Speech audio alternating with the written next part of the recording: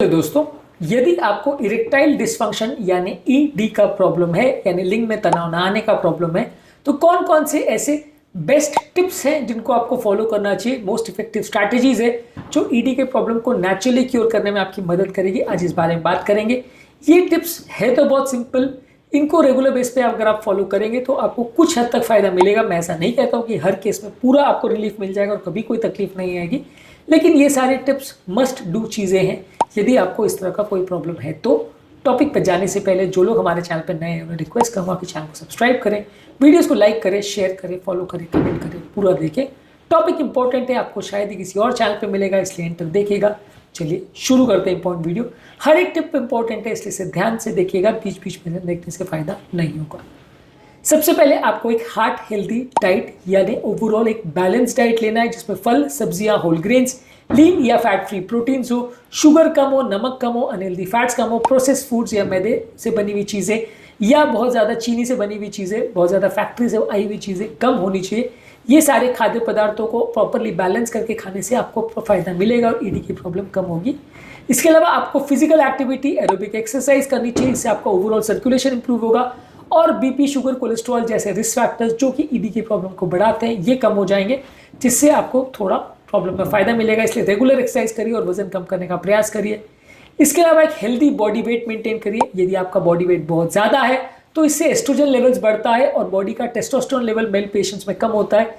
ये सारी चीज़ें आपके सेक्सुअल फंक्शन को अफेक्ट कर सकती हैं, इसलिए एक हेल्दी बॉडी वेट आपको मेंटेन करना चाहिए यदि ईडी का प्रॉब्लम है तो। इसके अलावा 7 से 9 घंटे की अच्छी क्वालिटी की नींद भी होना जरूरी है, इससे आपका मेंटल स्ट्रेस लेवल्स कम होगा और आपके टेस्टोस्टेरोन लेवल्स को बढ़ाने में मदद मिलेगी। इसलिए अच्छी क्वालिटी की नींद भी आपको फायदा करेगी, इसको भी आपको मेंटेन करने की आवश्यकता है। मेंटल स्ट्रेस यानी मानसिक तनाव, ये भी अगर ज़्यादा है तो भी आपको इरेक्टाइल डिसफंक्शन हो सकता है। योगा, प्राणायाम, डीप ब्रीदिंग एक्सरसाइज और एंटरटेनिंग हॉबीज जो आपके स्ट्रेस लेवल्स को कम करती है, इनको फॉलो करने से आपका ओवरऑल मेंटल स्ट्रेस लेवल्स कम होगा और आपकी ईडी की प्रॉब्लम कम हो जाएगी। इसके अलावा यदि आप स्मोकिंग करते हैं तो स्मोकिंग को बंद करना चाहिए। ज़्यादा मात्रा में स्मोकिंग करने से, रेगुलर स्मोकिंग करने से ईडी का प्रॉब्लम ज़्यादा होगा। ये आपकी ओवरऑल वैस्कुलर हेल्थ को कॉम्प्रोमाइज़ करेगा। इसके अलावा अगर आप अल्कोहल लेते हैं या ये भी आपकी सेक्सुअल परफॉर्मेंस को कॉम्प्रोमाइज़ करता है, इसलिए आपको कोशिश करनी है कि कोई अल्कोहल, कोई स्मोकिंग, कोई वेपिंग या कोई आपको टोबैको नहीं लेना। ये सारे फूड प्रोडक्ट्स आपको प्रॉब्लम में डालेंगे। यदि आपको ईडी का प्रॉब्लम है तो उसको बढ़ा देंगे। इसके अलावा कुछ मार्केट में अवेलेबल सप्लीमेंट्स है, जैसे L-आर्जिनिन का सप्लीमेंट्स है। ये ज़्यादातर टर्की, चिकन और फिश जैसे फूड प्रोडक्ट्स में मिलता है, डायरेक्टली अवेलेबल। इसके हेल्थ प्रोडक्ट्स भी अवेलेबल है, आप वैसी चीज़ें ले सकते हैं। इसके अलावा DHEA यानी डिहाइड्रो एपी एंडोस्टेरोन, जो कि आपकी लिबिडो और टेस्टोस्टेरोन लेवल्स को बढ़ाता है। हालांकि इसकी जो सेफ्टी है वो पूरी तरह से नोन नहीं है, इसलिए आपके हेल्थ केयर प्रोफेशनल या डॉक्टर से डिस्कस करके इसको लें, लेकिन इस तरह के सप्लीमेंट्स को ले सकते हैं। इसके अलावा हर्बल सप्लीमेंट्स में जिनसिंग, गिंगो बाइलोबा और हॉर्नी कोट वीड, ये चीज़ों को लेने से भी ईडी का प्रॉब्लम सॉल्व होता है। ये आपको तो रेगुलर दुकान में जाके नहीं मिलेगा। आप दुकान में जाके गोट वीड मांगना चालू करोगे तो आपको पागल समझेगा। आप हर्बल शॉप्स में जाइए जहाँ पे हर्बल मिलते हैं दवाइयाँ, आयुर्वेदिक शॉप्स में, इस तरह की जगहों पे आप ऑर्डर करके ये चीज़ें मंगा सकते हैं। ये आपकी मदद कर सकता है। ये क्लियर कट थेरेपी नहीं है, लेकिन कुछ हद तक आपकी मदद कर सकता है। इसके अलावा कुछ मेडिसिन के ऑप्शन जैसे वायग्रा यानी सिल्डेनाफिल, टेडालाफिल यानी साइलेस और वार्डेनाफिल यानी लेविट्रा, ये सारी चीज़ें आपके पेनिस के ब्लड फ्लो को इंप्रूव करती है। इरेक्टाइल डिसफंक्शन वाले पेशेंट्स के लिए काफ़ी मददगार है। यदि किसी व्यक्ति को इस तरह का कोई प्रॉब्लम है तो इस तरह की मेडिसिन का प्रयोग कर सकता है। ये सारी मेडिसिन को आपको सेक्सुअल एक्टिविटी से आधे से 1 घंटे पहले लेनी चाहिए। आपके ब्लड फ्लो को इंप्रूव करता है, सेक्सुअल आपके फंक्शनिंग को बेटर करता है, ईडी की प्रॉब्लम को कम करता है।